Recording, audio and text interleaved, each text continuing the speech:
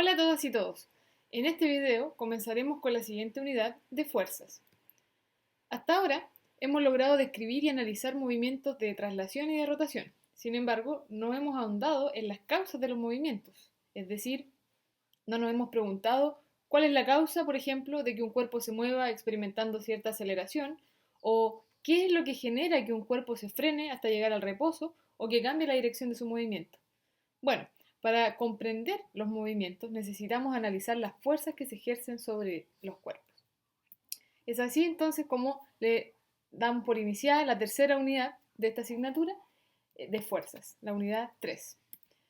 En nuestro día a día es habitual hablar del concepto de fuerzas. Sin embargo, en esta unidad ahondaremos el estudio de estas fuerzas desde un ámbito científico y para eso usaremos los fundamentos de la mecánica newtoniana para asociar las fuerzas a interacciones entre los cuerpos.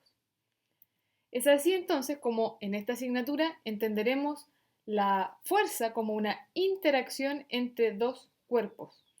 Estas interacciones pueden ser producto de un contacto entre dos cuerpos, es decir, que estos cuerpos se estén tocando, como las imágenes que tenemos presentadas, pero también pueden producirse interacciones a distancia, como es el caso de la fuerza gravitacional o la fuerza magnética. Preguntémonos ahora, ¿qué característica tienen las fuerzas? Bien, la fuerza es una cantidad física vectorial y por ende podemos representarla como una flecha y trabajar con las características de vectores y operar con todo lo que hemos aprendido de vectores hasta ahora. Es por eso entonces que al ser una cantidad vectorial tiene magnitud y tiene dirección. Su unidad de medida en el sistema internacional es el newton, que equivale a 1 kilogramo por metro sobre segundo al cuadrado. Hay algunas fuerzas cuya dirección es fácil conocer. Estas son las fuerzas tensión y la fuerza peso. La fuerza tensión, o le llamamos fuerza tensión, a aquella que la ejercen las cuerdas, cables, hilos, etc. ¿ya? Y la ejercen sobre un cuerpo al cual se encuentra conectado. Esta fuerza solo se ejerce cuando la cuerda se encuentra tensa y su dirección va a lo largo de esta cuerda o este hilo, ¿cierto? Y solo tiene la posibilidad de tirar el objeto, de jalar el objeto. Ya una cuerda no empuja a un objeto.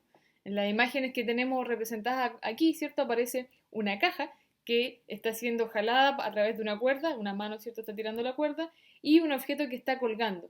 En estos casos, ¿cierto? En el segundo caso, la cuerda está sosteniendo el objeto y en el caso de la izquierda está tirando o jalando el objeto. Entonces la tensión es una fuerza que siempre vamos a saber hacia dónde va. ¿Ya? Sostiene el objeto o jala del objeto y va a lo largo de la cuerda. La otra fuerza que siempre vamos a conocer su dirección es la fuerza peso. Y la fuerza peso es la fuerza con que la Tierra atrae a los objetos que estamos cerca de ella. Entonces, esta fuerza tiene la misma dirección que el vector aceleración de gravedad g y lo podemos obtener como m por g. Si se fijan entonces tenemos la fuerza peso que la representamos con una p que va a ser el producto de una escalar masa y otro vector que es la aceleración de gravedad. Por ende también es una dirección conocida porque siempre va a apuntar hacia el centro de la Tierra, que en la práctica es hacia abajo. Para analizar las fuerzas que actúan sobre un cuerpo o sobre un sistema, necesitamos considerar o tener en cuenta algunas simplificaciones. Primero, vamos a suponer que todas las cuerdas que usemos tienen masa despreciable y que son inextensibles. Además, vamos a suponer que las poleas también son ideales, es decir, tienen masa despreciable y no tienen o no presentan roce. Consideraremos que los objetos que vamos a estudiar son cuerpos rígidos. Eso quiere decir que no se deforman producto de las fuerzas, no se van a quebrar ni se van a deformar. Y además vamos a considerar los cuerpos como partículas. Entonces, si consideramos estos dos ejemplos, una persona arrastrando un refrigerador y otra persona arrastrando una caja por medio de una cuerda, entonces vamos a considerar tanto el refrigerador como la caja como una partícula y vamos a representar la fuerza que está haciendo las personas, en el primer caso la persona directamente a través de un contacto y en el segundo caso a través de una cuerda. Entonces esas fuerzas las podríamos representar de esta manera. Si se fijan, el objeto está considerado como una partícula y las fuerzas se consideran o se trazan, ¿cierto?, como flechas que representan a la fuerza que en el primer caso hace la persona al refrigerador y en el segundo caso la cuerda a la caja. ¿Qué pasa si sobre un cuerpo actúa más de una fuerza? Entonces vamos a hablar de una fuerza neta, una fuerza total o una fuerza resultante, que va a ser la suma vectorial de todas las fuerzas que actúan sobre ese objeto.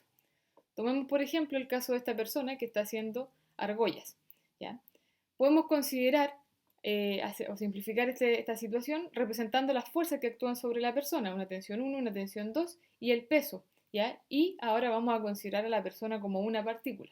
Entonces, la fuerza neta que actúa sobre la persona, podemos escribirla de esta manera: fuerza neta igual a la sumatoria de todas las fuerzas. Es importante tener en cuenta que esta es una suma de vectores, una suma vectorial.